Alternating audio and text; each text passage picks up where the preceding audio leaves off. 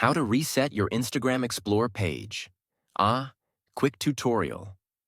In this quick video tutorial, I will show you how to reset your Instagram Explore page.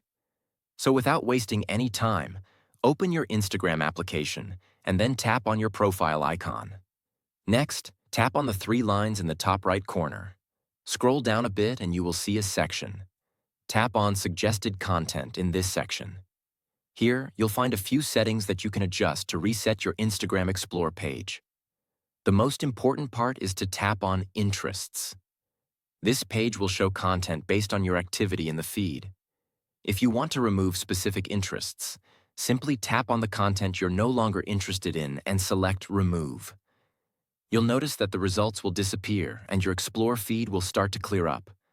You can update these settings based on your preferences, and this is how you can easily clean up your feed. If you found this video helpful, don't forget to like it and subscribe to this channel. Thank you for watching.